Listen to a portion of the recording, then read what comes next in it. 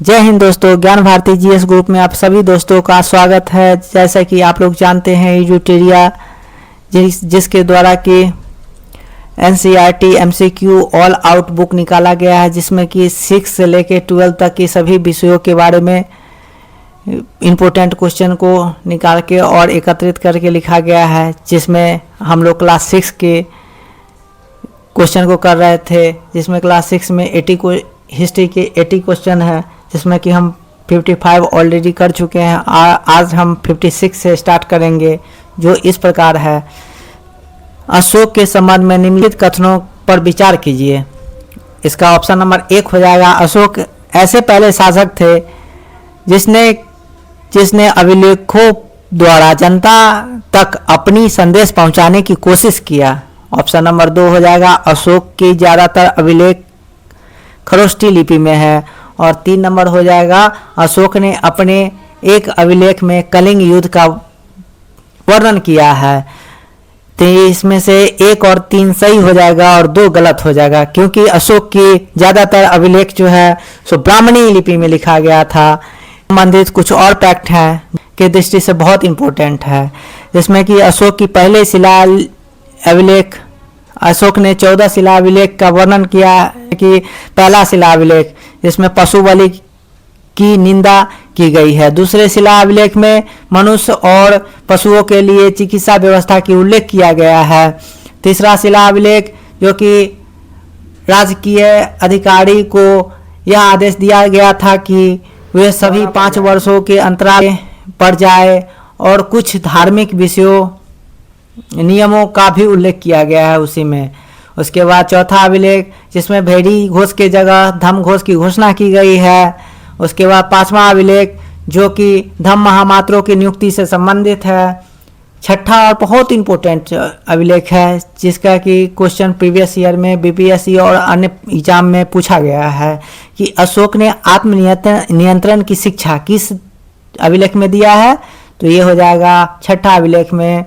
और अशोक के 7वें और 8वें अभिलेख में अशोक की तीर्थ यात्रा का उल्लेख मिलता है। 9वें अभिलेख में सच्ची भेंट और सच्ची शिष्टाचार का उल्लेख मिलता है। 10वें अभिलेख में अशोक ने संदेश दिया और राजा तथा उच्च अधिकारियों को हमेशा प्रजा के हित में सोचने की आदेश दी थी। 11वें अभिलेख में धम्म की व्याख्या की गई है। 12वें अभिलेख में और बहुत इम्पोर्टेंट अभिलेख है, जिस पे कि एग्जाम के दृष्टि से इम्पोर्टेंट माना जाता है। स्त्री महामात्रों की नियुक्ति एवं सभी प्रकार की विचारों की सम्मान की बात की गई है। इससे कि यह प्रमाण मिलता है कि अशोक के समय में स्त्री बहुत सुरक्षित हुआ करती थी और उनको इतना ही इम्पोर्टेंस दिया जाता था जितना कि अन्य को दिया जाता है। और 13वें अभिलेख बहुत इम्पोर्टेंट है, जिसमें कि कलिंग युद्ध का वर्णन मिलता है। अशोक की हृदय परिवर्तन की भी बात कही गई है और 5 यवन शासकों के नामों का भी उल्लेख मिलता है, जिसमें कि उसने धर्म प्रचारक के रूप में भेजे थे, जिसमें उनके पुत्र का नाम महेंद्र और उनकी पुत्री का नाम संघमित्रा, जो कि श्रीलंका गए थे। उसके बाद अशोक का कुछ स्तंभ अभिलेख भी है और गुहा अभिलेख भी है। उसमें कि अशोक के अभिलेखों की खोज 1750 ईस्वी में पैद्रोती पेंथेलर ने की थी था। इसकी संख्या 14 है और अशोक के अभिलेख पढ़ने की श्रेय सर्वप्रथम 1837 में जेम्स प्रिंसेप को जाता है। अशोक के स्तंभ अभिलेखों की संख्या लगभग 7 है, जो कि ब्राह्मणी लिपि में लिखा गया है। प्रथम अभिलेख प्रयागराज स्तंभ लेख है, जो पहले अभिलेख कौशाम्बी के रूप में भी जाना जाता है, जो कौशाम्बी में स्थित है। कौशाम्बी अभिलेख को ही रानी का अभिलेख भी कहा जाता है। दूसरा अभिलेख जो कि दिल्ली टोपड़ा नाम से जाना जाता है, यह अभिलेख फिरोज शाह तुगलक द्वारा टोपड़ा से दिल्ली लाया गया था। मेरठ और दिल्ली अभिलेख जो कि मेरठ में स्थित स्तंभ अभिलेख जो कि फिरोज शाह तुगलक के द्वारा दिल्ली लाया गया था।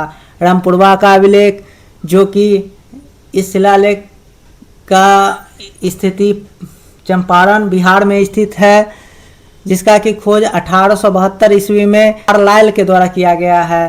5वां शिलालेख जो लोरिया अहडेराज है, जो कि पूर्वी चंपारण में स्थित है, बिहार में स्थित है। 3रा अब लोरिया नंदनगढ़ अभिलेख है, जो कि बिहार के पश्चिमी चंपारण में स्थित है।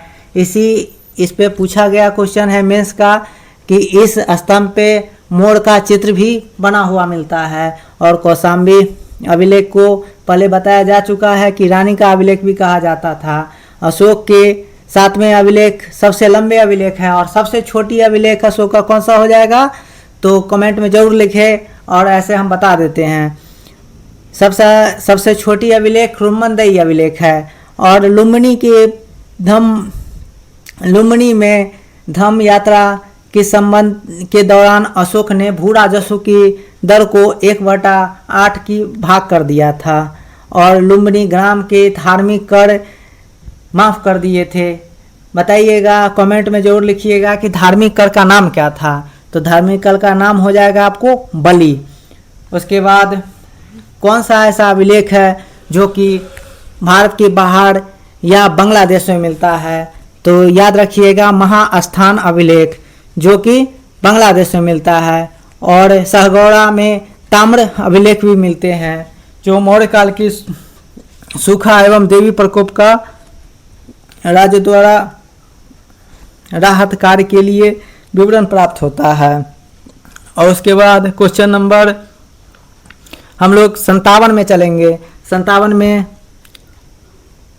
बोला गया है कि निम्नलिखित में से किन स्थानों पे अशोक के अभिलेख मिलते हैं। जैसे कि बताया गया है कंधार, ब्रह्मगिरी, जयगढ़, गिरनार और लुम्बिनी, इनमें से सभी स्थानों पे अशोक के अभिलेख मिलते हैं। जिसमें अशोक के अभिलेख कंधार, ब्रह्मगिरी, जयगढ़, गिरनार, लुम्बिनी, दिल्ली, वैशाली, सारनाथ, इलाहाबाद, अमरावती और सांची में प्राप्त हुई है। उसके बाद क्वेश्चन नंबर 58 हो जाएगा, जो कि इस प्रकार है। अशोक के धम्म के विचार को प्रसारित करने के लिए अपनी राजदूत कहाँ कहाँ भेजा था, तो अशोक ने अपनी राजदूत सीरिया, मिस्र और श्रीलंका तीनों जगह भेजा था। अशोक ने अपनी राजदूत के रूप में एक अपने पुत्र महेंद्र और अपनी पुत्री संघमित्रा को श्रीलंका भेजा था, जो कि इससे पहले भी बता चुके थे। उसके बाद क्वेश्चन नंबर 59 हो जाएगा। मौर्य साम्राज्य में अक्सर राजकुमार को कौन सा पद दिया जाता था, तो इसका 59 नंबर का आंसर हो जाएगा गवर्नर का पद दिया जाता था। गवर्नर जो कि राज्यपाल, जो कि अभी का समय में गवर्नर के नाम से जाना जाता है, जो कि छोटे छोटे प्रांतों में राज्यपाल बना कर भेजा जाता था उसे, जिसमें सबसे योग्य गवर्नर होते थे वे बाद में जाके राजकुमार और फिर राजा बन के जो है सो राज करते थे। उसके बाद क्वेश्चन नंबर 60 हो जाएगा। प्राचीन दक्षिण भारतीय इतिहास के संदर्भ में कैडनियर और आदिमयी शब्द का प्रयोग निम्नलिखित में से किस श्रेणी के दर्शनों के लिए किया जाता था, तो इसमें भूमिहीन, इसका ऑप्शन हो जाएगा आपको सही आंसर हो जाएगा भूमिहीन कृषि मजदूर एवं दासों के लिए किया जाता था। उसका एक्सप्लेनेशन कुछ इस प्रकार से है। भारतीय उपमहाद्वीप के दक्षिण और उत्तर हिस्से में ज़्यादातर गांवों में कम से कम 3 अलग अलग तरह के लोग रहते थे, जो कि तमिल क्षेत्रों में बड़ी भू राजस्व को बेल्लार और मध्यम को हड़वाहो को उर्वर और भूमि मजदूर को दास भी शामिल थे, जो कि कैडिसियर और अर्डिमाई कहा जाता था। उसके बाद क्वेश्चन नंबर 61 हो जाएगा। संगम मूवेंदर द्वारा धन एवं संपत्ति एकत्रित करने की तरीके के बारे में निम्नलिखित में कौन सा कथन सत्य है, तो इसका सही आंसर हो जाएगा वे नियत समय पर नहीं वसूलते थे, इसके बजाय उपहार और भेंट लेते थे। इसका एक्सप्लेनेशन कुछ इस प्रकार से हो जाएगा। संगम कविता में मोवेंदर का जिक्र मिलता है जो कि तमिल शब्द है। इसमें इसका अर्थ है 3 मुखिया, जिसमें 3 शासक परिवार चोल चेर और पांड की प्रमुख इस्तेमाल पांड के प्रमुखों के लिए इस्तेमाल किया जाता था। इसमें लगभग 2300 साल पहले दक्षिण भारत में शक्तिशाली बने रहे। उसमें 3 मुखिया की सत्ता में 2 केंद्र थे, एक देश के अंदरूनी हिस्सा और दूसरा समुद्री तट पे। इस 6 शहरों में 2 बहुत महत्वपूर्ण हैं, जिसे पुहाड़ और कावेरीपट्टनम कहा जाता था, जो कि चोलों का बंदरगाह हुआ करता था, और मदुरई जो कि पांड्यों की राजधानी हुआ करती थी। जो मुखिया नियमित रूप से कर नहीं वसूलते थे, इसके बजाय वे लोगों की उपहार मांग लेते थे तथा इसे स्वीकार करते थे। वे सैनिक आस पड़ोस के इलाकों से नजराना वसूला करते थे। उसके बाद क्वेश्चन नंबर 62 हो जाएगा। सिल्क रोड पर नियंत्रण करने वाला शासक जो सबसे प्रसिद्ध थे वो कि कुषाण हुआ करते थे, कुषाण वंश से हुआ करते थे।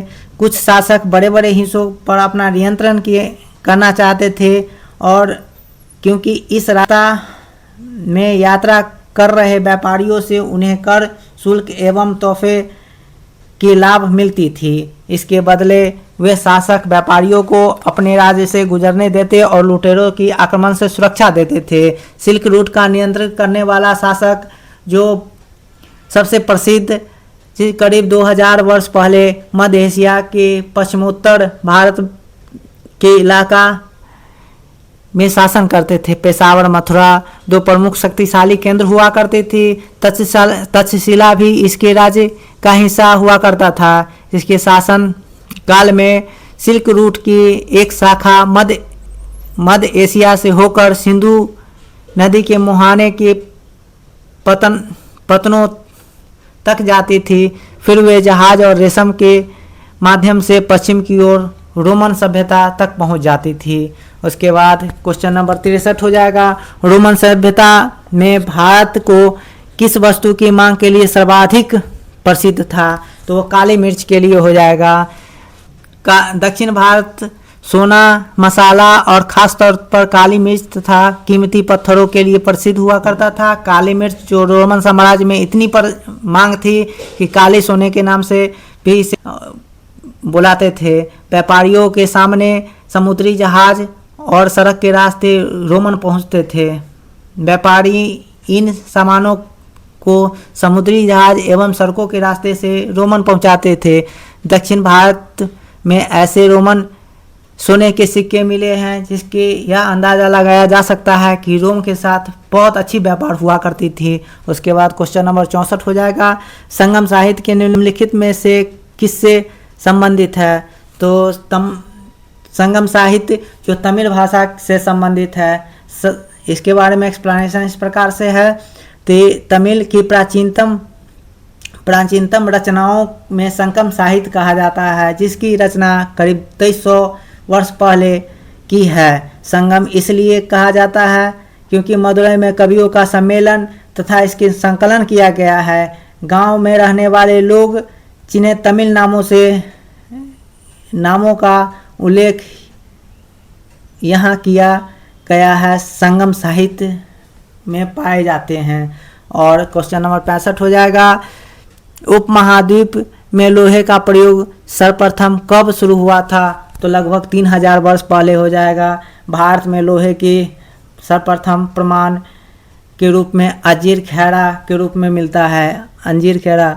उसके बाद लोहे का प्रयोग आज एक आम बात है, लेकिन हमारी रोज़मर्रा की ज़िंदगी का हिस्सा बन गई है, जो कि भारतीय उपमहाद्वीप का में लगभग इसका प्रयोग 3000 वर्ष पहले शुरू हुआ था। महापाषाण कब्रों में लोहे की औजार और हथियार बहुत बड़े संख्या में मिलते हैं। 2500 वर्ष पहले लोहे की औजारों से बढ़ते उपयोग का प्रमाण मिलता है, जिसमें जंगलों को साफ करने और कुल्हाड़ी एवं जुताई के लिए हलों का फाल बनाने में लोहे का बड़ी मात्रा में इस्तेमाल किया जाता था। उसके बाद क्वेश्चन नंबर 66 हो जाएगा कि दक्षिणापथ के स्वामी निम्नलिखित में से कौन माने जाते हैं? तो ये सातवाहन वंश को माने जाते हैं। इसमें लगभग 200 वर्ष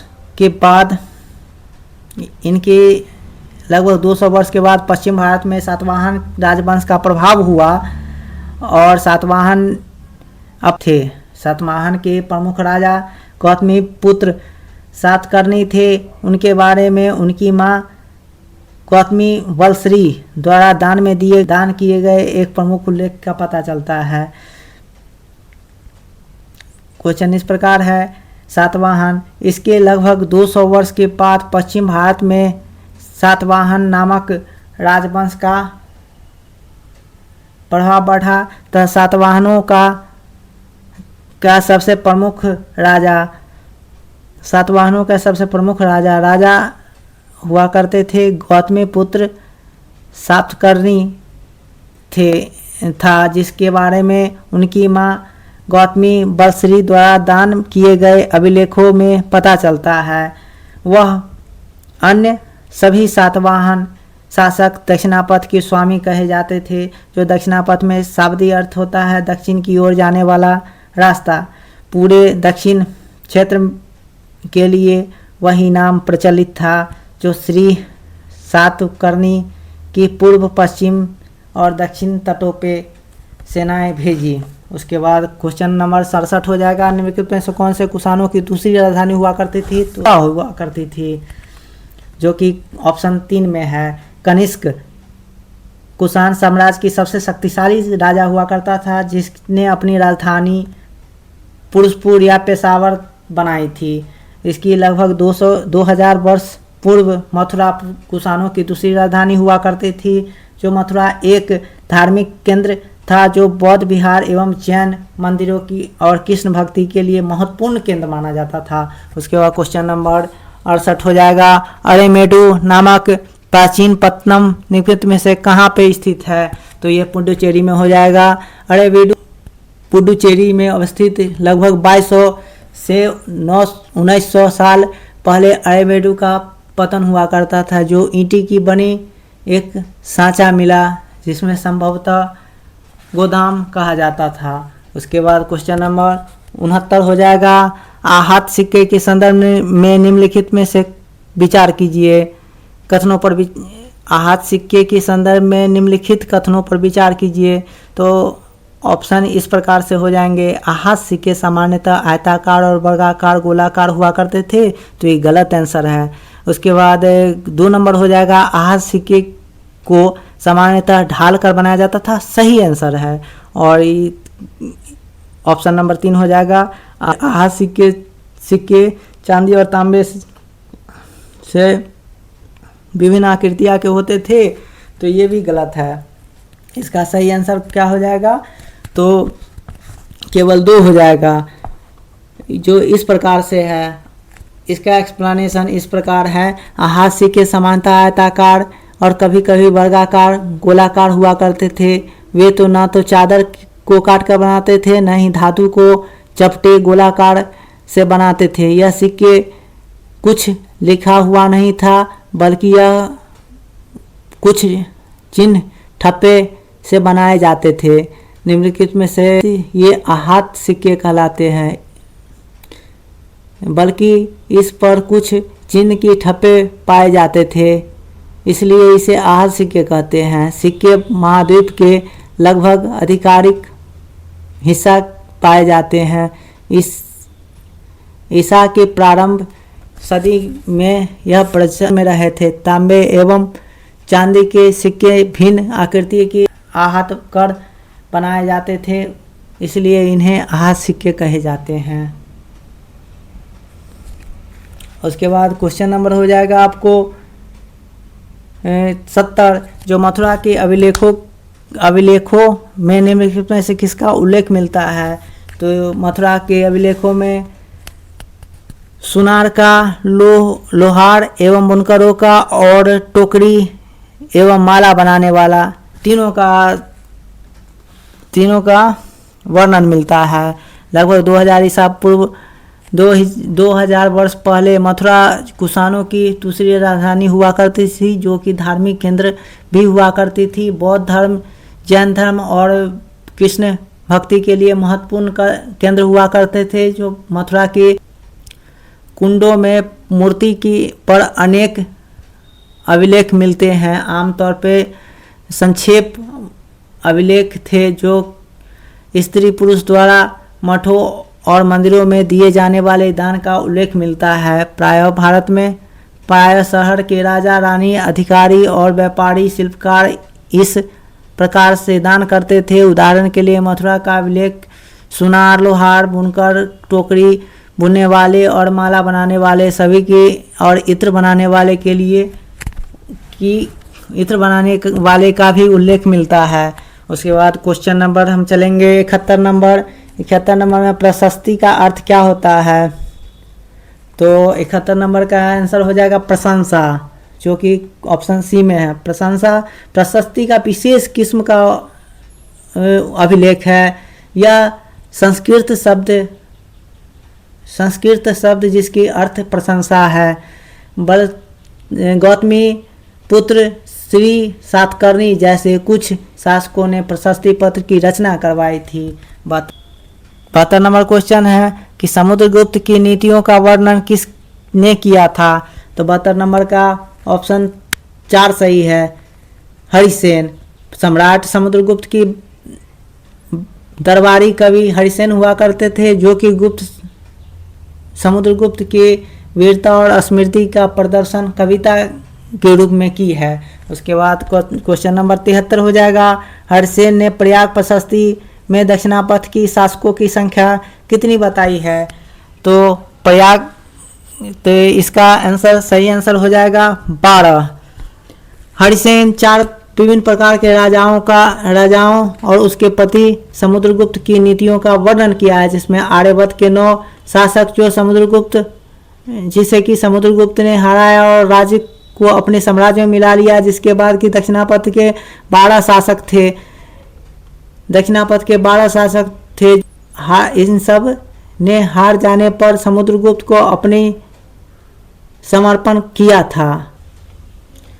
समुद्रगुप्त उन्हें फिर से शासन करने की अनुमति दे दी। पड़ोसी देश में जैसे असम, तटीय बंगाल, नेपाल, उत्तर पश्चिम तथा कई गण संघ आते थे, समुद्रगुप्त के लिए उपहार लाते थे, उसकी आज्ञाओं का पालन करते थे और दरबार में उपस्थित हुआ करते थे तथा बाह्य इलाके में शासन के लिए संभवतः कुषाण तथा शक वंश के इनमें श्रीलंका के शासक उन्हें समुद्रगुप्त की अधीनता स्वीकार की और अपनी पुत्री का विवाह उनसे करा दिया। उसके बाद क्वेश्चन नंबर 74 हो जाएगा। विक्रम संवत की शुरुआत किस शासक से जोड़कर देखा जाता है? तो इसका आंसर डी हो जाएगा, चंद्रगुप्त द्वितीय। इसका की एक्सप्लेनेशन इस प्रकार से है। 78 ईसा पूर्व के प्रारंभ में होने वाले विक्रम संवत की परंपरागत रूप से गुप्त राजा चंद्रगुप्त के नाम से जोड़ा जाता है। ऐसा कहा जाता है कि विजय की प्रतीक के रूप में इन संवत की स्थापना एवं विक्रमादित्य की उपाधि धारण की थी। उसके बाद क्वेश्चन नंबर 75 हो जाएगा। हर्षवर्धन को नर्मदा नदी के तट पे किसने रोका था? तो इसका सही आंसर पुलकेशिन द्वितीय हो जाएगा। जो इसका एक्सप्लेनेशन इस प्रकार से है। हर्षवर्धन मगध तथा संभवतः बंगाल को भी जीतकर पूर्व में जितनी सफलता मिली थी, चालुक्य नरेश पुलकेशिन द्वितीय ने उसे रोका। उसके बाद क्वेश्चन नंबर 76 है। जो पुलकेशिन द्वितीय के बारे में निम्नलिखित में से कौन सा कथन सत्य नहीं है? तो ये गुप्त के खिलाफ लड़ाई में मृत्यु हो गई, तो ये क्वेश्चन गलत है। 76 में नहीं पूछ रहा है, तो इसका आंसर बी हो जाएगा। और इनमें से कौन कौन से सही है तो सुनिएगा। अभिलेख जो पुलकेशिन द्वितीय की विजय का वर्णन करता है तो सही है। विजय ऐहोल अभिलेख का संबंध किससे है तो पुलकेशिन द्वितीय से। नरसिंह वर्मन ने पुलकेशिन द्वितीय को हरा के वातापी पर कब्जा कर लिया था तो सही आंसर है। उसके बाद पुलकेशिन द्वितीय 610 से 642 तक शासन किया था तो ये भी सही है। उसके बाद क्वेश्चन नंबर हो जाएगा आपको 77।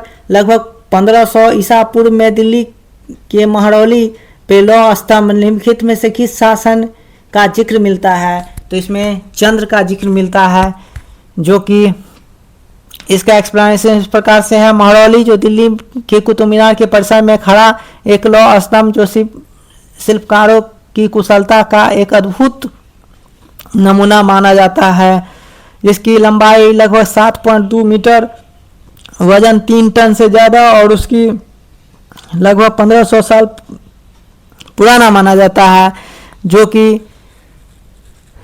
कि उस समय की स्थापत्य कला का सबसे अद्भुत नमूना माना जाता है, जिसके बनाने के लिए जानकारी में खुदे हुए शिलालेख से मिलती है, जिसमें चंद्र नाम से एक शासक का जिक्र मिलता है, जो कि संभवतः गुप्त वंश से थे। आश्चर्य की बात यह है कि इतनी शताब्दी के बाद भी इसमें जंग नहीं लगी है। उसके बाद 78 नंबर क्वेश्चन हो जाएगा, निम्नलिखित में से कौन सी मिलान गलत है तो इसमें गलत पूछ रहा है तो इसका हो जाएगा मणिमेखले की इलंगो अदिगल। इसमें सही कौन कौन है सो देख लीजिएगा। आर्यभट्टम के लेखक हो जाएंगे आर्यभट्ट। उसके बाद मेघदूतम के लेखक मेघदूत के लेखक हो जाएंगे कालिदास और शिल्पाधिकारम के इलंगो अदिगल हो जाएंगे।